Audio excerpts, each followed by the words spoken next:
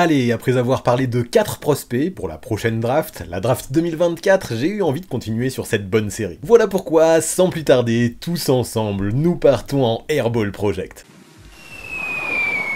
Là, vous le savez, pour commencer, et c'est vous qui aviez décidé ça, on a parlé de 3 Français, Zachary Rizaché, Alex Ronsar et Tidjane Salin. Juste après, on avait parlé de Matas Bouzelis, américano-lituanien en provenance de la G-League. Et cette fois-ci, une fois n'est pas coutume, c'est moi qui ai choisi. On va parler de Bronny James. Pourtant, c'est vrai qu'il apparaît dans peu de mock drafts, ou alors très loin, et justement, c'est l'une des raisons qui m'a fait me dire qu'il fallait parler de lui. Et ouais, parce qu'à l'heure actuelle, maintenant qu'on sait qu'il a décidé d'inscrire son nom à la draft, on entend un petit peu tout et son contraire à son propos. Certains pensent qu'il n'aura jamais le niveau d'un joueur NBA, et qu'il n'est là que grâce au nom de son père. D'autres affirment que si en NCAA il n'a pas été aussi bon que prévu, c'est essentiellement parce qu'il n'a pas été utilisé comme il faut. Enfin, d'autres, un peu plus nuancés, ne sont pas rédhibitoires, mais sont persuadés qu'il faudra encore du temps à Bronny avant de pouvoir s'afficher comme un joueur NBA ready. Et donc dans ce discours, qui a tort, qui a raison, c'est justement ce qu'on va essayer de voir aujourd'hui. Pour ça, comme d'hab, on va parler de son parcours à Bronny, pour commencer. Ensuite, on parlera un petit peu de ce qu'il a fait cette saison avec le maillot du USC, avant d'évoquer les prévisions de draft qu'il concerne pour la prochaine QV. Viendra juste après le gros de cette vidéo, l'analyse de son jeu, en essayant de parler de ses principales qualités, mais aussi des principaux points qu'il doit taffer. Et enfin, on conclura en essayant de comparer Bronny à un ou plusieurs joueurs NBA, en essayant de parler de l'équipe dans laquelle il fitterait le mieux, et surtout en essayant de prévoir son avenir, en essayant de sortir la boule de cristal. Alors on embarque dans mon salon de voyance et on y va. Bronny James a-t-il vraiment de quoi faire sa place en NBA ?